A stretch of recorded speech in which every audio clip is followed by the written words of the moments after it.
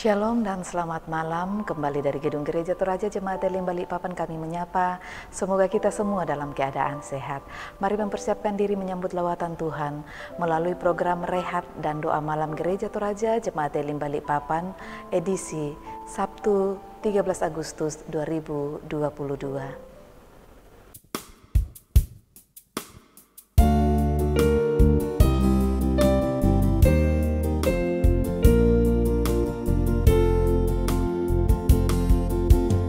Firman Allah jayalah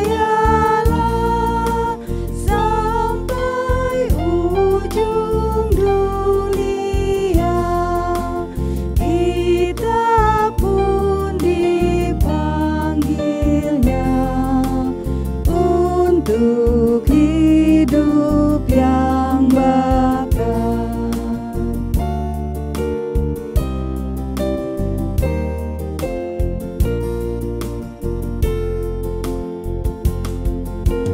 Firman Halik semesta yang mengasuh makhluknya, bimbingannya pun tepat bagi orang tersesat.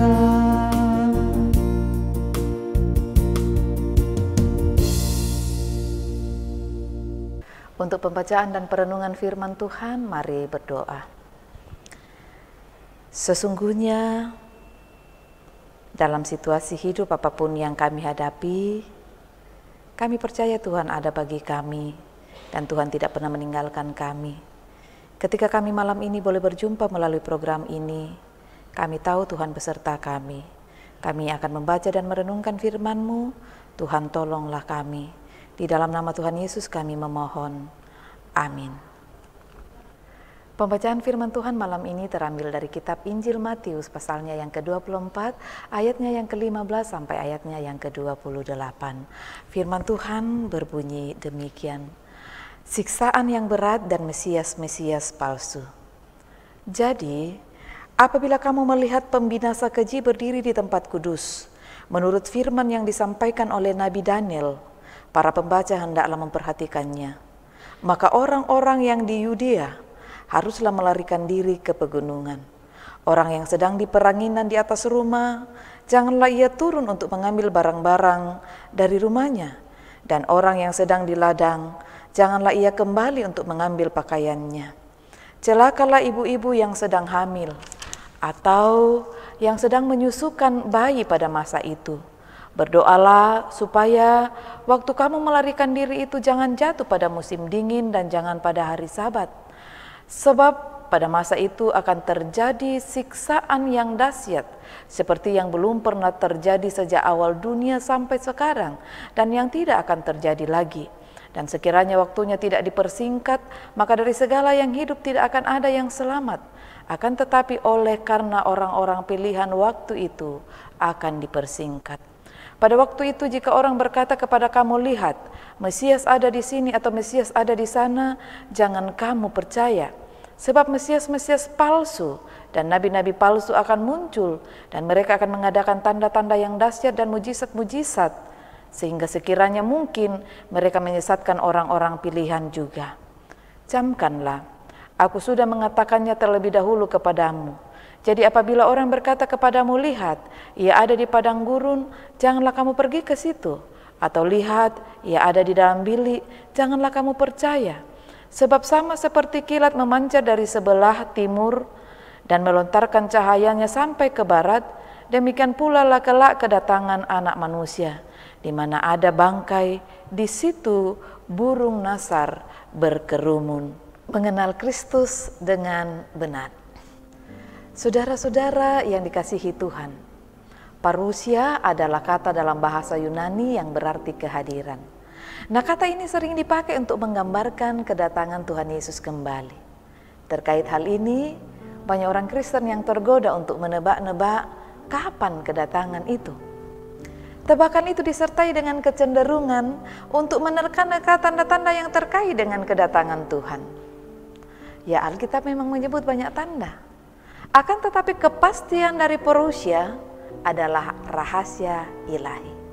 Nah, kalau demikian, apa yang sebaiknya kita lakukan terkait dengan parousia ini?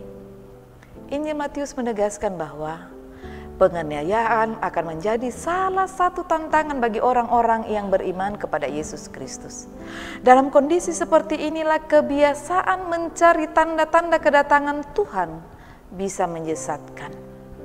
Karena itu, orang percaya diingatkan untuk tidak percaya apabila ada yang mengatakan, "Lihat, ia ada di padang gurun. Jangan kamu pergi ke situ." Atau, "Lihat, ia ada di dalam bilik. Janganlah kamu percaya." Ayat 26. Mengapa? Karena tugas orang percaya bukan menebak-nebak tanda kedatangan Tuhan, melainkan hidup dalam doa. Ayat 20. Supaya dalam kesulitan yang dihadapi, iman kepada Kristus tidak goyah. Pengakuan Gereja Toraja menegaskan bahwa Yesus Kristus akan datang kembali dalam kemuliaan. Dan tidak seorang pun tahu waktu kedatangan tersebut. Karena itu, kita diminta untuk menanti dalam doa dan kesetiaan. Pengenalan tentang Kristus seperti kesaksian Alkitab akan meyakinkan kita bahwa Dia telah menjamin kehidupan kita kini dan nanti.